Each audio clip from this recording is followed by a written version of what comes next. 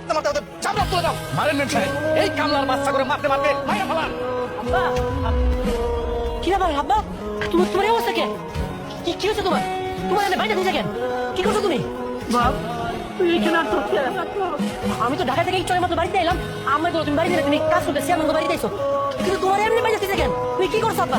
আর একটা মানুষ যে অপরাধী হোক না কেন তার কি এরকম সময় বাইরে দেয়? চেয়ারম্যান সাহেব আপনি আমার আব্বার কথা কেন? আপনি দূরে গেলেন, এই মুহূর্তে দূরে গেলাম। তোর পোলা তো অনেক কথা বলা শিখে গেছে। একজন চেয়ারম্যানের সামনে কেমনে তারা কথা বলতে হয় এই শিক্ষা কি দেন তাই? আমার আব্বাই আমার যথেষ্ট শিক্ষা দিচ্ছে। ঢাকা বিশ্ববিদ্যালয় থেকে গ্রাজুয়েশন শেষ করে আপনার মতো 5-5 চেয়ারম্যানের কাছে আমার শিক্ষা নিয়ে ভালো ভালো আমার আব্বার বাবু গিলা দেন। আপনি দূরে গেলেন। আমি চুপ কর বাপ, চুপ কর। চেয়ারম্যানের সাথে এইরকম কথা বলিস না। আল্লাহ আমার সাথে তুই বাড়িতে কর। চেয়ারম্যান যা, ও ছোট মানুষ, তোর মাপ করে যাবে। ঠিক আছে, ওরা আমি পরে মাফ করতেছি, কিন্তু তুই যে এতগুলো দিন আমার সাথে বেমানি করছিস এটা কি রকম? এতগুলো বছর তুই বলে গেছ আমার এই জায়গায় কাজ করে তোর সংসার চলতে কষ্ট হয়, যার কারণে তোর ছেলেরা ঢাকা পাঠাইছ কাজ করার লেগা। আজকে আমি কি শুনলাম তোর পোলা শহরে গিয়ে পড়াশোনা করে, মানে তোর পোলা শিক্ষিত বানাইছস। আরে বাবা, তুমি এই চাকরের চালাকি ধরতে পারো নাই? এ চাইছে তার পোলাকে ঢাকায় নিয়েছে, বড় ভার্সিটিতে পড়ায়, শিক্ষিত করে তোমার বিরুদ্ধে দাঁড় করাবে। এত বড় সাহস ছোট লোকের বাচ্চাদের। তুমি শুধু খালি আমাকে একবার অনুমতি দাও বাবা, দেখো আমি এর কি অবস্থা করি। আমার আব্বাই আমার লেখাপড়া করতে কই পাঠাইবো, এটা আপনাদের কাছ থেকে অনুমতি নিতে হইব। আপনি কথাটা কি কইলেন?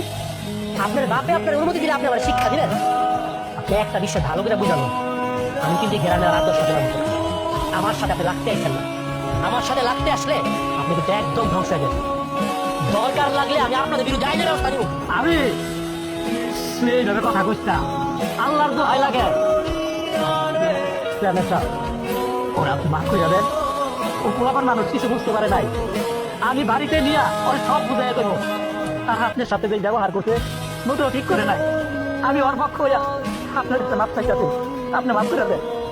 আমি সব বাড়িতে সব তোর পোলায় মনে হয় ভুলা গেছে কোন জায়গায় দাঁড়ায় কথা বলতেছে। আমি যদি ইচ্ছা করি ওরে মাইরা মাটিতে পুঁতে ফেলতে পারি। চেয়ারম্যান সাহেব, আমি কইলাম না ও পোলাপান মানুষ, ও বুঝতে পারতেছে না।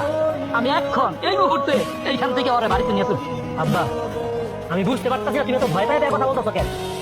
তুমি আর আমি খালি এখান থেকে চলে যাবো এখন? তোমার লোক এতগুলা মানুষ সাথে বাইন্দা ছিল, এখন কি এখন কে যাবো? আমি তো খুব ভালো করে জানি এই মানুষগুলা চেয়ারম্যান তার ক্ষমতার জোর দেখানোর জন্য এই নিরপরাধ লোকগুলা এখানে বাইন্দা দিচ্ছে। চেয়ারম্যান সাহেব, আপনি গ্রামের মানুষজনদের উপরে এতদিন অনেক অন্যায় করছেন, অত্যাচার করছেন। আমি বাইসা থাকতে আমার চোখের সামনে আপনি আর কোনো অন্যায় করতে পারবেন। আমি এখন এই মুহূর্তে লোকগুলার দড়ি খুলে এখানে নিয়ে যাবো, আমি দেখি আমার গাড়ি আটকায়।